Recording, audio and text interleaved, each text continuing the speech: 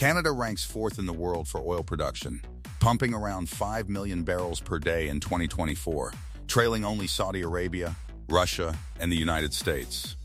At first glance, this seems impressive, but there's a major paradox. Despite producing vast amounts of crude, Canada imports hundreds of thousands of barrels daily from countries as far as Saudi Arabia and Nigeria, often at 3 times the cost of domestic oil. Meanwhile, about 80% of Canada's production flows directly to the United States. Alberta, the oil heartland. Most of Canada's oil, about 4.3 million barrels per day, over 80% of national output, comes from Alberta, a western province with only 5 million residents. Local consumption is low, while the main oil consumers live 550 miles east in Ontario, Quebec, and New Brunswick, in major cities like Toronto and Montreal. These regions are heavily industrialized, with high energy demand. But pipelines connecting Alberta to the east cannot transport the full production efficiently. Pipeline limitations. The Enbridge mainline connects Alberta to central and eastern Canada via the United States. However, this decades-old network was not designed for today's volumes. Building a new pipeline is theoretically possible but extremely costly, estimated at $25 billion, and would face environmental, topographical, and public opposition challenges. Rail isn't the answer. Rail transport is another option, but it is 3 times more expensive than pipelines and carries significant safety risks. The 2013 Lac-Mégantic disaster, where a runaway oil train killed 47 people and destroyed the town center, highlighted the dangers. Pipeline and rail limitations mean Canada must import crude for eastern refineries while exporting heavy Alberta oil to the U.S. The challenge of heavy oil. Alberta's oil comes from oil sands, producing thick, viscous crude that requires heating or additives to flow through pipelines. It contains sulfur, metals, and heavy fractions, making it difficult and costly to refine into gasoline and diesel. Eastern Canadian refineries, mostly built 40-50 years ago, were designed for light, low-sulfur oil. Processing heavy crude strains equipment reduces output and increases costs due to the need for hydrodesulfurization units. Refinery upgrades. A pricey proposition. Upgrading eastern refineries is technically possible but financially daunting. Modernizing a single facility costs $5 billion, with a payback period of 15-25 years, with around 10 major refineries in Ontario, Quebec, and New Brunswick. Total upgrades could reach $20-50 billion, not including pipeline expansions. From a commercial perspective, these investments are slow to yield returns, so Canada continues to export most of its heavy crude. The U.S. connection.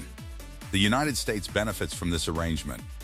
By the 2020s, over 70% of U.S. refineries could process heavy oil from Venezuela and Mexico. When Venezuela's output declined due to political instability, and Mexico retained more crude domestically, the U.S. turned to Canada. Alberta's heavy oil, transported via shared border pipelines, offered a reliable, politically stable supply. Economic cost to Canada. This trade arrangement comes at a cost. Alberta's main blend, Western Canadian Select DEW, typically sells at a discount due to logistical constraints. Rail and indirect routes add expense and reduce price competitiveness. Between 2010 and 2016, Alberta lost over $6 billion in royalties, and national losses were $19 billion in 2018 alone. Impact on consumers. For Canadian consumers, the paradox persists. Eastern provinces must import refined products, mainly from the U.S. In 2022, Canada imported about 478,000 barrels per day of refined petroleum, nearly 80% from the U.S. This circular flow, Alberta oil exported south, then returned as gasoline and diesel, results in higher fuel prices in eastern Canada, tied to U.S. refining and transport costs. Mega projects to reduce dependence. To reduce reliance on the U.S. and expand export options, Canada launched mega projects. The Trans Mountain Pipeline, operational since 1953, connects Alberta to Vancouver, but its original capacity of 300,000 barrels per day is insufficient. Trans Mountain expansion. The Trans Mountain expansion increased capacity to 900,000 barrels per day, including upgraded storage tanks, pump stations, and docks for large tankers. Legal, environmental, and weather-related delays, combined with inflation and rising steel costs, pushed the project cost from $5.4 billion to $34 billion, but it now allows Canada to export oil reliably overseas. Reaching new markets. Since the expanded pipeline began operating in May 2024, exports through British Columbia increased sixfold, with nearly 48% shipped outside the U.S. China became the largest buyer, followed by Singapore, South Korea, and India. Canada now receives higher prices for heavy crude in Asia, reducing losses compared to relying solely on U.S. markets. The pipeline currently sends 207,000 barrels per day to China and 173,000 to the U.S., demonstrating a shift toward diversified markets. Remaining limitations. Even with the expanded Trans Mountain pipeline, Canada cannot fully replace its reliance on the United States for oil exports. In 2024, the country sent roughly 4 million barrels per day southward, far surpassing the capacity of the new pipeline to overseas markets. While the expansion allows nearly 900,000 barrels per day to reach global buyers, including China, South Korea, and India, it still represents only a fraction of total exports. To address this imbalance, Canadian authorities have proposed a new standalone pipeline stretching from Alberta's oil sands to the Pacific coast. The likely terminus is near Prince Rupert, a deep water port with shorter shipping routes to Asia, capable of handling large tankers efficiently. This dedicated export corridor would move around 1 million barrels per day directly to international markets, bypassing the historic U.S. route and significantly reducing Canada's dependence on its southern neighbor. Strategic advantage of Prince Rupert. Prince Rupert offers shorter shipping routes to Asia, can accommodate large tankers, and is located in a sparsely populated area, minimizing logistical and social conflicts. The new corridor would transport around 1 million barrels per day of heavy crude directly to the Pacific, separate from historic U.S.-oriented routes. This would create a dedicated export pathway for Asia, offering more stability and higher returns than selling primarily to the U.S. Eastern Canada still relies on imports.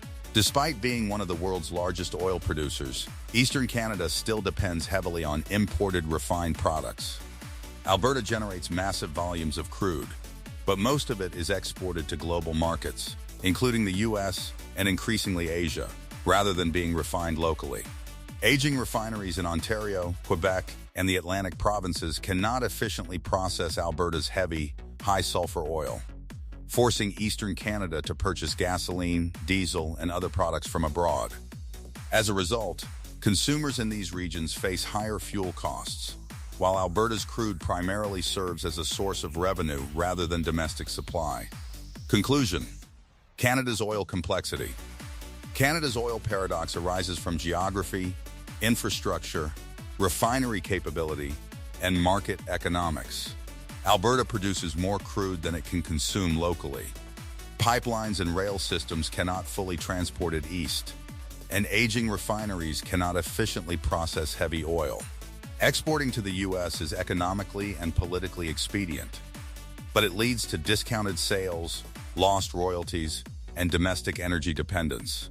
Mega projects like the Trans Mountain expansion and proposed new pipelines to Prince Rupert aim to diversify markets, increase revenue, and reduce reliance on the United States.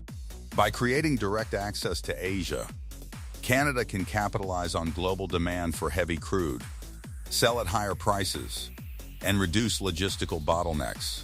Canada's oil story is a complex balance of production, infrastructure, refinery design, and international trade, showing that natural resources alone do not guarantee domestic energy independence.